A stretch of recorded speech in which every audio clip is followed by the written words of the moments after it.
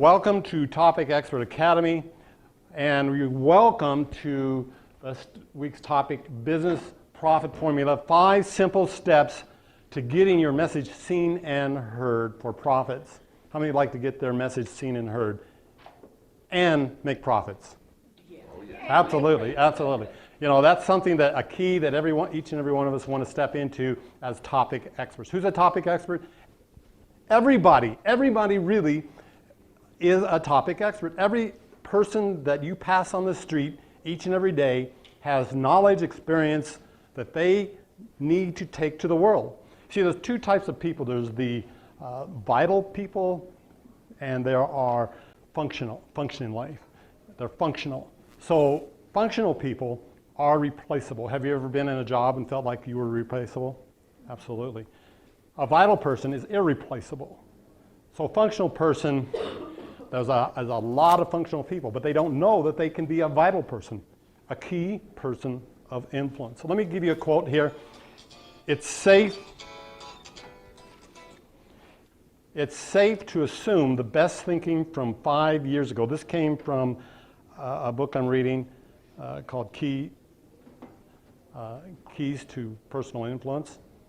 And it's called, It's Safe to Assume Your Best Thinking from 5 years ago is Your Outdated Baggage Today. Any decisions you made back then about your career, your location, your technology you use, the people you associate with, and thought leaders you follow are all based upon a world that no longer exists. It's gone. And how many of us, we spend our life reliving, rethinking, and from things that we've done in the past, and we're trying to bring it forward, when really we need to reinvent and begin to think strategically, being a key edge leader where it concerns our voice, our message. You see, there's something that each and every one of us has that's important and vital. The writer of the book that I just gave you, he's from Australia. He talks about, and again, his book is called How to Be a Key Person of Influence. And one of the things he talks about, he says back in the pioneer days in Australia, there was a lot of pioneers, people that needed to lay claim to the land. And those people went out and did that. Then there was other people called swagmen. And the swagmen basically helped the pioneers do what they needed to do. The problem was, while the pioneers were out there leading and who were the visionaries and began to take ownership of property, and they prospered. The swagmen would move from job to job to job to job and never really claimed anything personal for themselves. And then, of course, what's that do? That creates jealousy and envy, and life's not fair, and how come they get all the best stuff? And so these swagmen, all they did was do that. And today, the same thing is happening. There is a niche, and there are sub-niches. The niches that you need to own for yourself. You need to be that person, key person of influence where it concerns that niche. And you need to be known for that, and you need to shine where it concerns that message. A swagman will just go from idea to concept to idea to concept, and they'll look at other people, and this is something that happens to all of us, because we'll look at somebody else's successes and we'll go, wow, why didn't I have that idea? And what do? We run over there and we begin to apply ourselves. Let's do that. That's making money. Or we go over here to this idea, this shiny object, and we're going to do that. Rather than owning our own message, understanding that we have a voice and a message, that we have a distinct gift, we have something unique to give to the world. There's a niche that we can own for ourselves, right? So I want to encourage you to do that. All right, let me start with this story. How many have ever been up to Evergreen Lake? Evergreen Lake, it's just right up here in the hills. And I've been there many times.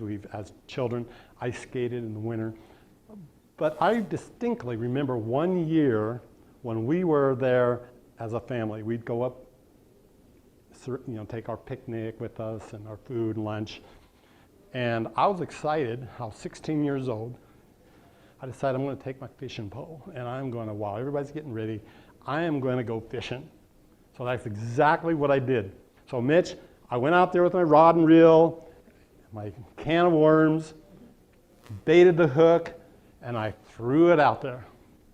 And guess what? Before I knew it, I caught a trout. I mean, within seconds. I'm not telling you a story. This is something that just astounds me because it's never happened like that before. After that, I reeled that trout in. I was so excited at a 16-year-old, jumping around on the shoreline. And as I brought him in, I took the hook, put him on a stringer, and put another worm on, and I threw that next one out. Lo and behold, within seconds, another trout had taken my line. Pulled it in, took him off the hook. I couldn't wait. I thought, my gosh, I hit the jackpot. Took him off, put him on the stringer, baited the hook, and I threw it out there. And you would think that I don't even think that hook hit the water. The fish almost jumped out of the water, grabbed my hook, pulled it, right? So there I am, a 16-year-old, excited as all get out because I thought I just hit the jackpot. And so I put them all on the stringer, and it was unbelievable. Welcome to Lake Evergreen. And brought them back. I was excited to go head back to the table to show off what I had caught. Well, on my way back, I noticed as many other fishermen that were on the shoreline, and they were looking at my stringer full of fish. And I'd ask them, how many did you catch? And they said, nothing, they're not biting today. The fish weren't biting. I couldn't understand it. I passed by another fisherman. Fish aren't biting. Nothing going on. What in the world is happening here? So as I walked back, I noticed to pass by a sign, and here's what that sign said.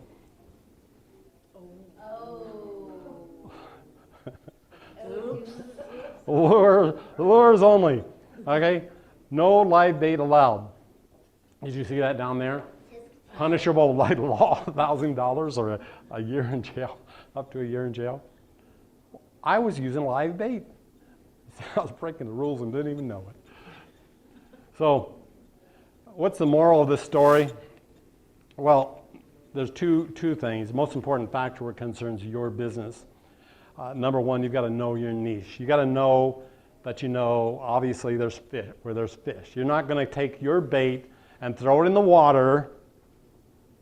It's some place in the back of the creek, I have a creek running in the back of my yard, and it dries up at times, and other times there's water flowing through it, and I'm like, there ain't no fish in there. There's some crawdads. I've seen kids pulling crawdads out of it, but there ain't no fish. And I'm not going to waste a lot of time fishing in that creek because I know darn well I'm wasting my precious time.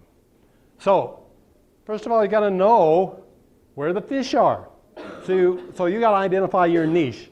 And see, a lot of times, like I said earlier, people are just casting their line out this way to that lake and this way to. If you're trying to catch trout, are you going to go to a lake full of catfish?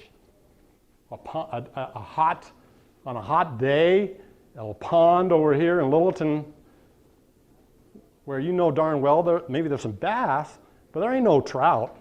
Okay. The second thing you got to do what? You got to use the right what? Bait. You got to have the right bait. And see, this is the two common denominators, things that stop people from really creating increase in their life. They're, even as a speaker, a topic expert, whatever it is that you have, your business, taking it to the world. You got to know your customer. Absolutely. And there's ways that you can do that. And you've got to use the right bait. All right, so there's 5 simple steps that we're going to talk about And you're going to see where, and you have understood parts and pieces of them, but what we're going to talk about is how these are blended together. See, a lot of times people, business people, they go into a workshop, a seminar about how to use the internet to drive business, to create more business, and they come out with their heads spinning. They don't know, they're worse off than when they came in, right? Because it's complete confusion. They get overwhelmed. And what does an overwhelmed mind do? Shuts down, does nothing. And so our goal here is to simplify, can you say that with me? Simplify the how to take your business from point A all the way to point to where you're successful.